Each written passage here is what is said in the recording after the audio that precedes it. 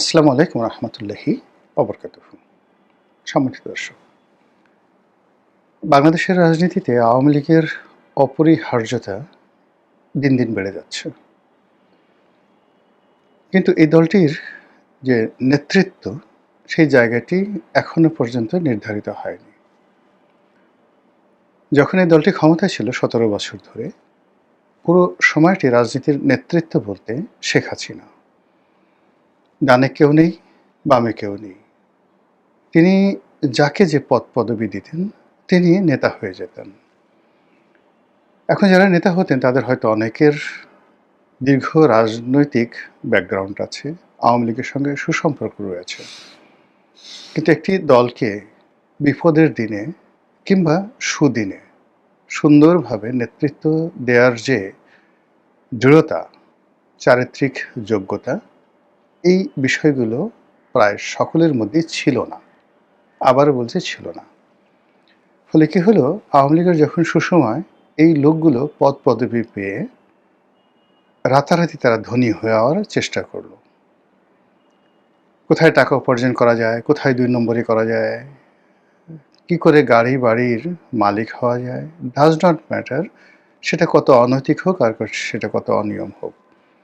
কিন্তু ১৭টা বছর ধরে দলকে সুসংগঠিত করা, বিপদের দিনে দলকে যেন সাপোর্ট দেয়া যায়, এইভাবে মানে যাকে বলা হয় plan A, plan B, plan C, গুপ্ত, সুপ্ত বিভিন্ন রকম সংগঠন যেটা জামাত করেছে, ঠিক এইরকম আসলে তাদের কোনো স্ট্রাকচার ছিল না। ধরুন একজনকে ঢাকা বিভাগীয় সাংগঠনিক সম্পাদক করা হলো, কাউকে চট্টগ্রাম, কাউকে সিলেট বা জেলা পর্যায়ে কাউকে নেতা বানানো হলো। তার এই যে নিয়োগ, এর প্রায় ৯০% ক্ষেত্রে, মানে উপজেলা ছাত্রলীগের সভাপতি বা সেক্রেটারি থেকে শুরু করে একেবারে সর্বোচ্চ পর্যায় পর্যন্ত বেশিরভাগ ক্ষেত্রে বিপুল অঙ্কের আর্থিক লেনদেন, কমিটি বিক্রির অভিযোগ এটা প্রমাণিত ছিল। জেলা পর্যায়ের একটা ছাত্রলীগের সভাপতি বা সেক্রেটারি, এই পদগুলো কোটি কোটি টাকার বিনিময়ে এগুলো বিক্রি হতো। এর ফলে শেখ হাসিনা যাদেরকে নেতা বানিয়েছেন, তারা সবাই কেউ লুটপাট করেছে জনগণের কাছ থেকে, আর কেউ লুটপাট করেছে অধীনস্থ নেতাকর্মীদের কাছ থেকে।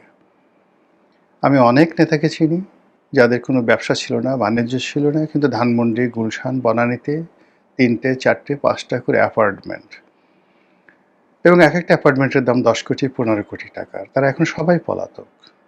তাদের বাড়িতে যখনই কোনো নেতা দেখা করতে যেতেন, অন্তত ৫০-৬০ হাজার টাকার মিষ্টি, ফল, ফ্রুটস এগুলো নিয়ে, তারপরে প্যাকেট ভর্তি টাকা নিয়ে এরপর তারা দেখা করতেন, এবং ৩ থেকে ৪ জন লোকের কাছ থেকে তারা টাকা নিতেন। হয়তো একজনকে তারা সুযোগটা দিতেন, এবং সেটা ওপেন টেন্ডারের মাধ্যমে। এবং কাউকে যে সুযোগটা তারা দিতেন, সেই দেওয়ার ফলে যিনি সুযোগ পেতেন তিনি তো লুটপাট করতেন, আর যাদেরকে সুযোগ দিতেন না কিন্তু টাকা নিয়েছেন, তাদের কারো টাকা ফেরত দেওয়া হয়েছে এরকম কোনো নজির নেই। এরাই মন্ত্রী হয়েছে, এরাই এমপি হয়েছে, এরাই দলের পদ পদবি পেয়েছে, এবং ১৭টি বছর ধরে এই যে দলের মধ্যে যে কান্না, সেই কান্না শেখ হাসিনার কর্ণকুহরে কক্ষনো কেউ পৌঁছাতে পারেনি, বা তিনি সেই জিনিসগুলো শুনেছেন কিনা আমি বলতে পারবো না। তো এই অবস্থাতে আসলে ১৭ বছর দল চলছে, আর এই দলের বড় বড় মিছিল, মিটিং, এগুলোতে লোকের অভাব হয়নি। যেভাবে এখন বিএনপির কোনো মিছিল, মিটিংয়ে লোকের অভাব হচ্ছে না। তো সেইরকম একটি পরিবেশ পরিস্থিতিতে আওয়ামী লীগের যে শীর্ষ নেতৃত্ব, সেটা আপনি জেলা পর্যায়ে ধরেন, উপজেলা পর্যায়ে ধরেন, ৫ জন করে। জেলা পর্যায়ে ১০ জন, উপজেলা পর্যায়ে ৫ জন, বিভাগীয় পর্যায়ে ২৫ জন, আর কেন্দ্রীয় আওয়ামী লীগের অন্তত ১,০০০ জন। অন্তত ১,০০০ জন। ঢাকা মহানগরী এবং ৪টি বিভাগীয় মহানগরীতে এই নেতৃবৃন্দগুলো যারা আছেন, অল আর কারাপ্টেড। তাদের দুর্নীতির ভারে মেরুদণ্ড ভেঙে গিয়েছে। এদের হাজারো সমস্যা আছে, তারা পালিয়ে আছে কিন্তু তাদের অর্থনৈতিক সমস্যা নেই। এখন ক্যাশ ফ্লো নেই, জায়গা জমি বিক্রি করতে পারছে না, কিন্তু মোরাললেস সবাই তারা ভালো আছে। যারা ইউরোপ আমেরিকাতে আছেন তারাও ভালো আছেন। ফলে এই দল আগামীতে দাঁড়াবে, আবার এই নেতৃত্বে তারা ফিরে আসবে, এরকম চিন্তাভাবনা করার তাদের কোনো প্রয়োজন নেই। কোনো দৈবাৎ কারণে যদি আবার কখনো দল ভালো অবস্থায় আসে, তাহলে এই যে মধুমাছি যেগুলো বিদেশে পালিয়ে গেছে, তারা এতটা সুসংগঠিত এখনো পর্যন্ত টিল নাও, এরা একটা লাফ দিয়ে হালুম করে এসে বাংলাদেশে ঝাঁপিয়ে পড়বে দলের সুসময়, এবং অতীতে যে অপকর্মগুলো হয়েছে তা আরও বহুগুণে সেই অপকর্ম হয়ে যাবে। তার বাস্তব প্রমাণ আপনারা দেখেন, এই যে এখন বিএনপি ক্ষমতায় আছে, 17 বছর ধরে বিএনপি ক্ষমতার বাইরে ছিল। এই 17 বছর আগে যে সমস্ত লোক ছিলেন তাদের একটা বিরাট অংশ আবার এই ক্ষমতায় পুনর্বাসিত হয়েছে। আর নতুন যারা পুনর্বাসিত হয়েছেন, বিদেশ থেকে আসছে, অন্য জায়গাতে আসছে, তাদের চেহারা, চরিত্র, আচার আচরণ প্রায় সব কিছুই সেই অতীতের 17 বছর আগের যে কারাপ্টেড গ্রুপটা ছিল তাদের মতন করেই। ফলে বিএনপির যে সকল নিবেদিত প্রাণ, তারা কিন্তু এই যে সরকারের যে কর্মকাণ্ড, সেই কর্মকাণ্ডে তারা অংশগ্রহণ করতে পারছেন না এবং অনেকটা দূরে আছেন। ফলে এই সরকার সফলতা লাভ করবে সেটা যেমন সুদূর পরা হতো, আগামী দিনে বিএনপির পরিবর্তে যদি আওয়ামী লীগ আসে তাদের অবস্থাও একই অবস্থা হবে, যদি না আওয়ামী লীগ এই বিপদের দিনে নিজেদের অতীত থেকে এবং বিএনপির এই বর্তমান অবস্থা থেকে তারা সেই শিক্ষাটা লাভ না করে। খোলামেলাই বলি, রাজনীতির যে ক্ষমতা, রাজনীতির যে নেতৃত্বের যোগ্যতা, এটা খুব সহজে আসে না, নেতা সহজে পাওয়া যায় না। তো আওয়ামী লীগের যে সকল নেতৃবৃন্দ গত 20 বছর ধরে দলকে নেতৃত্ব দিয়েছেন, প্রথম, দ্বিতীয়, তৃতীয় সারি যারা আছেন, সহজে তাদেরকে যে আউট করা যাবে তাও কিন্তু বাস্তব ভিত্তিক নয়, সম্ভব নয়। কিন্তু যে বিষয়গুলো দলের যারা নেতৃবৃন্দ রয়েছেন তাদেরকে আন্দাজ করতে হবে যে সাধারণ মানুষের কাছে, তারপর দলের যে নেতাকর্মীদের কাছে এই দুর্নীতি বা যে নেতৃবৃন্দ রয়েছেন তারা অনেকটা রীতিমতো দগদগে ঘায়ের মতো, পচা দুর্গন্ধময় পুজোর মতো তারা দুর্গন্ধ ছড়াচ্ছে। এবং এই লোকদেরকে দিয়ে এই বিপদের দিনে হয়তো কোথাও আগুন লাগানো যাবে, কোথাও 2-4টে বোমা মারানো যাবে, অনাসৃষ্টি তৈরি করা যাবে, কিন্তু গণ আন্দোলন তৈরি করা, জনারণ্যে জনগণের যে ভিড় রয়েছে সেখানে আওয়ামী লীগের নাম বলে সেখানে উপস্থিত হওয়া, এইগুলো যারা পালিয়ে গেছেন বা এখন বাংলাদেশে যারা পালিয়ে আছেন তাদের পক্ষে কোনো দিন সম্ভব হবে না। এই বাস্তবতাটা বুঝতে হবে। 2 নম্বর হলো যে স্বপ্নের মধ্যে আওয়ামী লীগের লোকজন অনেকেই চিন্তা করছেন এই কালকে ভারত তাদেরকে ক্ষমতায় বসিয়ে দেবে, পরশুদিন বর্তমান সরকার তারা পারবে না, তারা ফেল করবে এবং আওয়ামী লীগের জন্য একটা পরিবেশ পরিস্থিতি তৈরি হবে এবং তারা হুশ করে বা টুস করে বা টুপ করে এসে ঢুকে পড়ে ক্ষমতার মসনদে বসে পড়বেন। পূর্বের চার যদি পশ্চিমে ওঠে, এই স্বপ্ন কোনোদিন বাস্তবায়িত হবে না। আওয়ামী লীগকে শুরু করতে হবে তারা একেবারে রুট থেকে, নতুন করে, মনে হবে যেন তাদের কিছু নেই, একেবারে নতুন করে সব কিছু তাদেরকে শুরু করতে হবে, যেভাবে সেই 1965-66 সনে তাদের শুরু করতে হয়েছিল, যেভাবে 76-77 সনে তাদের শুরু করতে হয়েছিল, যেভাবে 81-82 সনে তাদের শুরু করতে হয়েছিল, যেভাবে 1992-93 সনে তাদের শুরু করতে হয়েছিল, যেভাবে 2001-2 সনে তাদের শুরু করতে হয়েছিল, আবার যেভাবে 1/11-র পরে তাদেরকে শুরু করতে হয়েছিল, একই কায়দায় তাদেরকে শুরু করতে হবে, কোনো বিকল্প নেই। বোঝার চেষ্টা করুন যে যখন 2001 সনে আওয়ামী লীগ পরাজিত হলো, ঠিক সেই সময়টাতে সমস্ত মধুমাছিগুলো দূরে সরে গিয়েছিল। আওয়ামী লীগের ইন্টেলেকচুয়াল লেভেলের যে সমস্ত লোকদেরকে আওয়ামী লীগ 2002 সনে এনেছিল, দেশের মধ্যে, দেশের বাইরে থেকে। তাদের কারোর গায়েই কিন্তু দুর্নীতির আঁচ ছিল না। সবাই ছিল টগবগে মেধাবী। বয়স্ক মানুষ আমেরিকা থেকে আনা হয়েছিল বিভিন্ন জায়গাতে, এবং তাদেরকে দলের প্রয়োজনে যেভাবে কাজে লাগানো হয়েছিল, তার ফলেই কিন্তু এই দলটি 2008 সনের নির্বাচনে যদি সমঝোতা নাও হতো, তবু এই দলটি ভালো করত। বাস্তবতা হলো যে এইবার নির্বাচনে যে সমঝোতা হয়েছে, ঠিক 2008 সনের নির্বাচনে ওইরকম একটা সমঝোতার মাধ্যমে কিন্তু নির্বাচিত হয়েছিল আওয়ামী লীগ। কিন্তু সেই সমঝোতায় তাদের মারাত্মক ক্ষতি হয়েছিল। কিন্তু সেই সমঝোতা যদি না হতো, ঠিক 6 মাস পরে 111 সরকার নির্বাচন দিতে বাধ্য হতো। আওয়ামী লীগকে কারোর সঙ্গে কমিটেড হতে হতো না, এবং মাথা উঁচু করে তারা চলতে পারত, এবং কাউকে সেফ এক্সিট দিতে হতো না। ইতিহাসে বারবার শুধু মন্দ কাজগুলো ঘুরে ফিরে আসে। 2006 সনে যে ঘটনা ঘটেছে, 2007-এ যে ঘটনাগুলো ঘটেছে, 2024-25-এ এসে একই ঘটনা ঘটেছে। 2024-এর নির্বাচনে, 18-14 নির্বাচনে যা কিছু হয়েছে, তার চেয়ে খুব বেশি ভালো কিছু হয়েছে 2026-এর নির্বাচনে। We do not think so. মন্দ কাজগুলো বাড়তেই থাকে। একটি রাজনৈতিক দল যখন সেই মন্দ কাজের বাইরে থেকে বের হতে পারে, তখনই সে সফলতা অর্জন করতে পারে, নতুন একটা ইতিহাস তৈরি করতে পারে, আদারওয়াইজ নট। এখন দেশের বাইরে আওয়ামী লীগ প্রাণান্ত চেষ্টা করছে।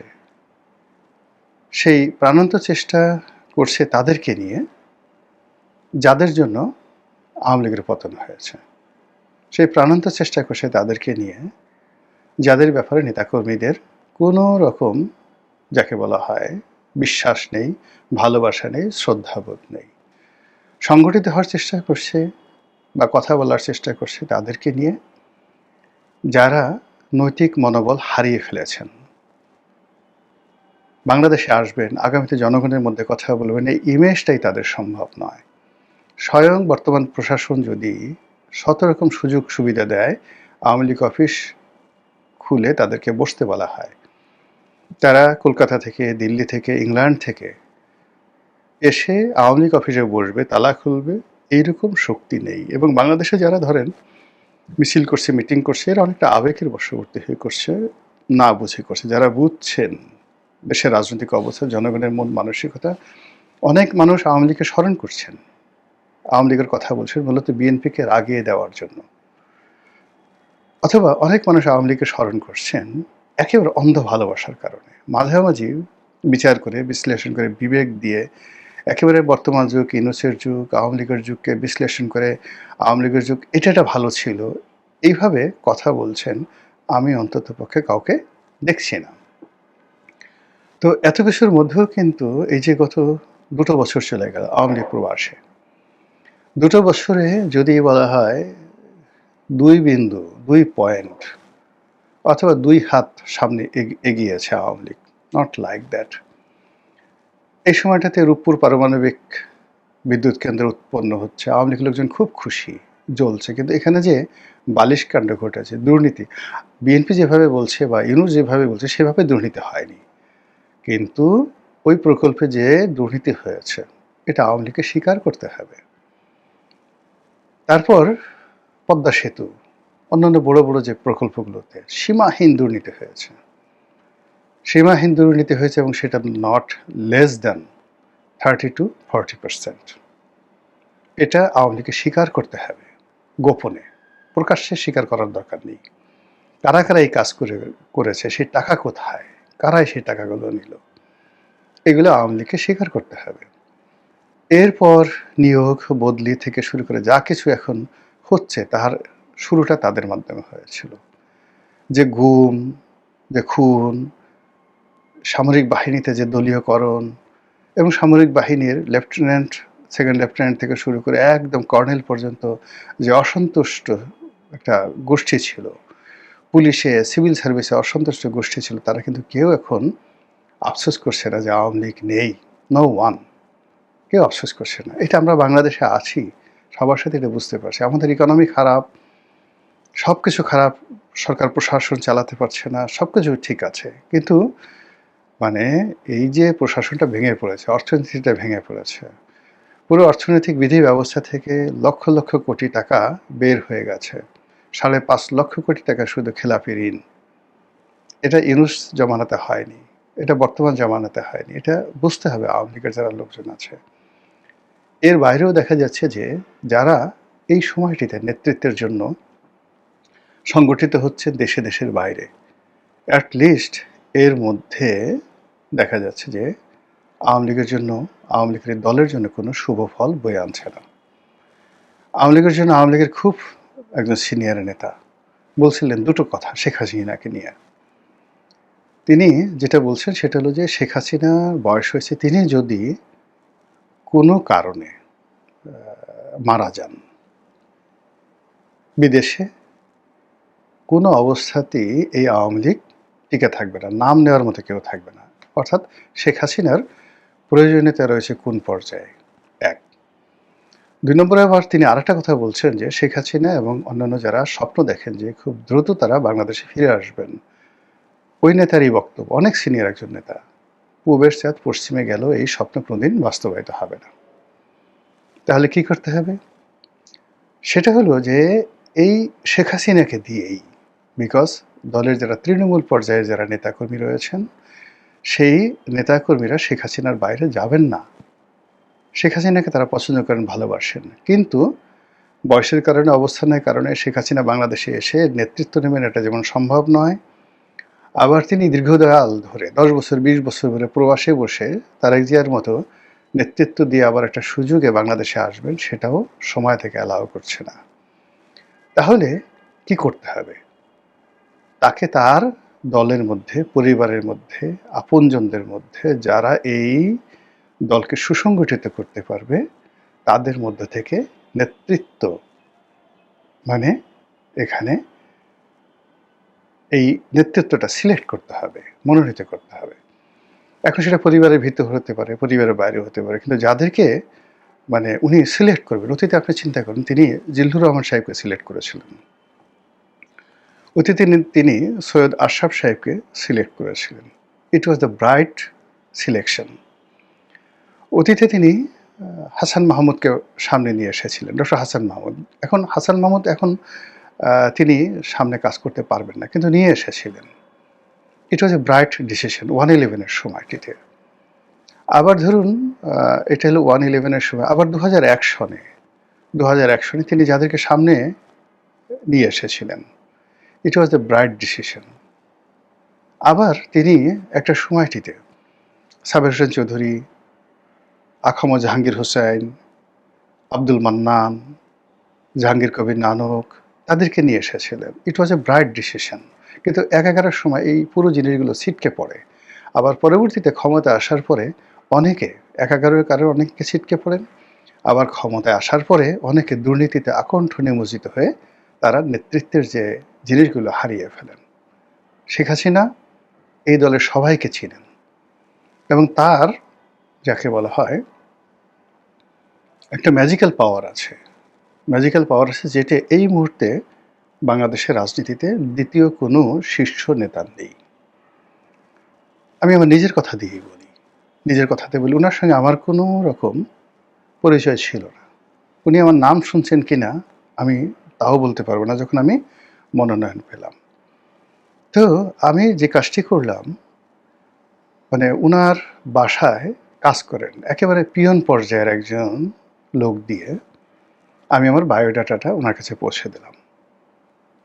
সামহাও আমার সৌভাগ্য যে উনি সেই বায়োডাটাটা পড়েছিলেন।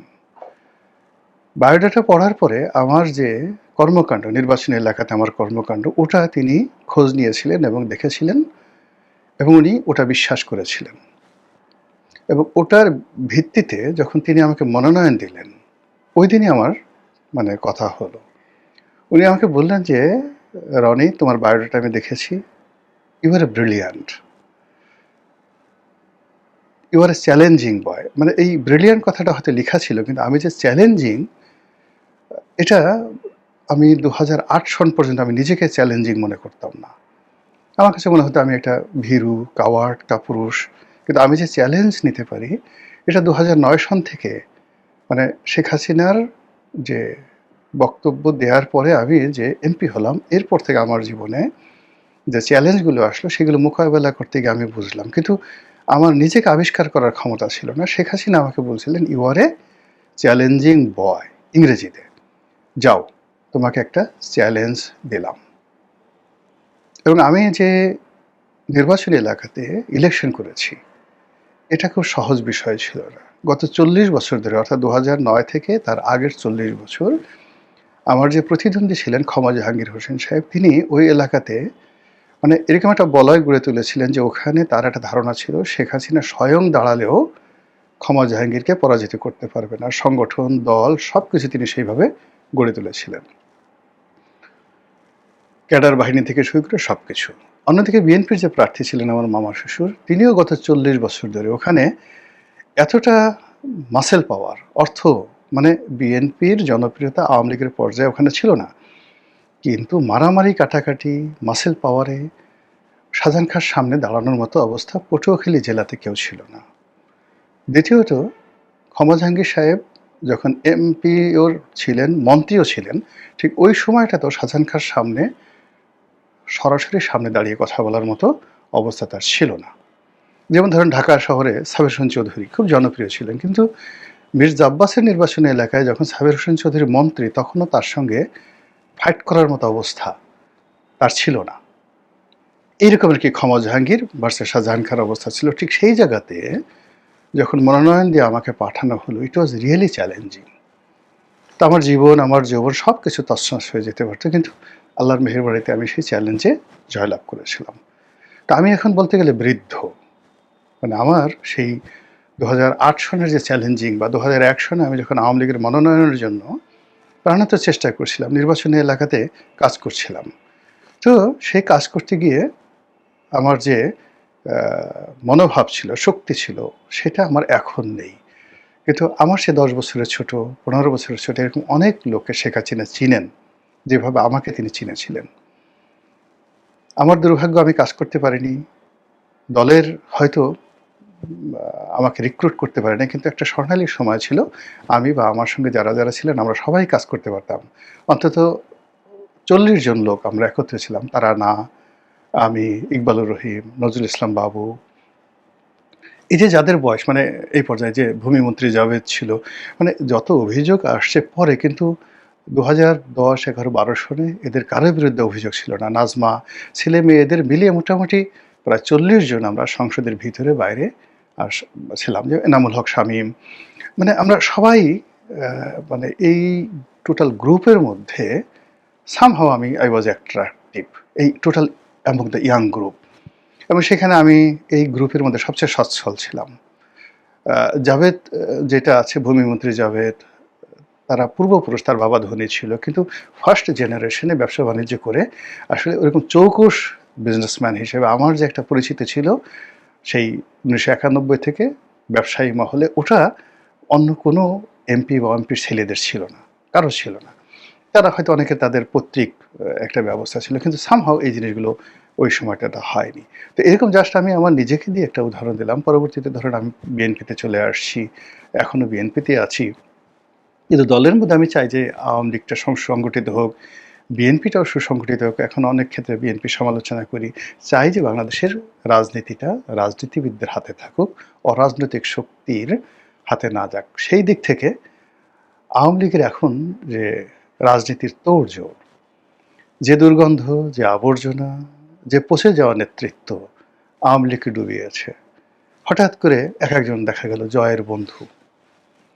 কে এই লোককে? জয়ের সাথে তার খুব খাতির। কেউ জয়েরকে মামা ডাকে, কেউ জয়কে ভাই ডাকে, মানে কেউ জয়ের মানে গলায় হাত দিয়ে কোলাকুলি করে বিশ্বাস করেন। আমি ছাত্রলীগের সঙ্গে একেবারে আমার স্কুল জীবন থেকে জড়িত। আমি খুব নেতা ছিলাম না, কিন্তু ঢাকা কলেজে, ঢাকা বিশ্ববিদ্যালয়ে কারা কারা ছাত্রলীগ করত, ঢাকা মহানগরে কারা কারা ছাত্রলীগ করত, আমি তো সেই শাওন সম্পর্কে বলতে পারবো না। এরা জীবন দিয়ে দিছে ছাত্রলীগের জন্য। কিন্তু এমন অনেক লোক এসে হঠাৎ করে জয়ের বন্ধু হয়ে গেল, শেখ হাসিনার খুব কাছাকাছি চলে গেল, ইনক্লুডিং দীপুমণি, ডক্টর দীপুমণি। তো এই মানুষগুলো দলকে যে পর্যায়ে নিয়ে গেছে, ঠিক সেই ভুলটি এখন এই বিপদের সময় মানে যারা পচে গেছে সেই পচা মাল দিয়ে আর হবে না। নতুন একটা সেট লাগবে, নতুন একটা গ্রুপ লাগবে। সেই গ্রুপটি শেখ হাসিনার দ্বারাই রিক্রুটেড হতে হবে যতদিন তিনি সুস্থ আছেন, সবল আছেন। আর শেখ হাসিনা যদি এই রিক্রুটমেন্টগুলো করতে না পারেন, লিখে রাখেন, এই আওয়ামী লীগ থাকবে না। এই আওয়ামী লীগের মানে এটার অবস্থা ভাসানীর ন্যাপের মতো হবে, এটার অবস্থা মুসলিম লীগের মতো হবে। এই বাংলাদেশের টেকনাফ থেকে তেঁতুলিয়া পর্যন্ত ওই যে চ্যালেঞ্জিং বয়, ওই যে যোগ্যতম যে লোকজনগুলো আছেন, যারা শেখ হাসিনার সঙ্গে 111-এর সময় বেইমানি করেছেন, হবে না তাদের দ্বারা। যারা 2001 সন থেকে তার সাথে বেইমানি করেছেন, হবে না। যারা 2009 থেকে শেখ হাসিনার পদ পদবি নিয়ে দুর্নীতি করেছেন, অনিয়ম করেছেন, নেতাকর্মীদের মন ভেঙে দিয়েছেন, অর্থবৃত্ত কামিয়েছেন, হবে না তাদের দ্বারা। তাহলে এরা তো বিপুল সংখ্যায়, মোর দ্যান 2000 শীর্ষ আওয়ামী লীগের যারা নেতৃবৃন্দ, যাদেরকে বাদ দিতে হবে। তাহলে চ্যালেঞ্জিং কে আছে এটা শেখ হাসিনা জানেন। এই দলের মধ্যে শেখ হাসিনা ছাড়া এটা আর কেউ জানেন না। অন্যদিকে মানে এই বিষয়ে কেউ পরামর্শ দিতে পারবে না, ইভেন ওবায়দুল কাদের সাহেবও না, অন্য কেউ না। মানে তাদের মনের উপর একটা পর্দা পড়ে গিয়েছিল আওয়ামী লীগের শীর্ষ নেতৃবৃন্দ যারা আছেন। আমি শীর্ষ নেতৃবৃন্দ ওবায়দুল কাদের, জাহাঙ্গীর কবির নানক থেকে শুরু করে সবার সঙ্গে চলেছি। এরা সবসময় একটা ভয়ে থাকতেন, কিন্তু তুলনামূলকভাবে তারাও কিন্তু দলকে চিনেন। ওবায়দুল কাদের থেকে শুরু করে অন্যান্য যারা আছেন অনেকেই দলকে চেনেন, কিন্তু তারা জিজ্ঞাসা করলে যদি বলা হয়, শেখ হাসিনা যদি জিজ্ঞাসা করেন অমুককে, তার নেতিবাচক বলো ইতিবাচক বলো, তাহলে হয়তো তারা বলতে পারবেন। কিন্তু যদি তাদেরকে সিলেকশন করতে দেওয়া হয়, এটা হবে না। শেখ হাসিনাকে আস্তে করে সিলেকশন করতে হবে প্রত্যেকটা জেলাতে, প্রত্যেকটা জেলা, প্রত্যেকটা উপজেলা পর্যায়ের কমিটিগুলো পর্যন্ত এই মুহূর্তে তাকে রিনোভেট করতে হবে গোপনে গোপনে। আদারওয়াইজ এটা হবে না, কোনোদিন হবে না। মহান আল্লাহ আমাদের সবাইকে হেদায়েত দান করুন, হেফাজত করুন। আসসালামু আলাইকুম রহমতুল্লাহি ওয়া বারাকাতুহু।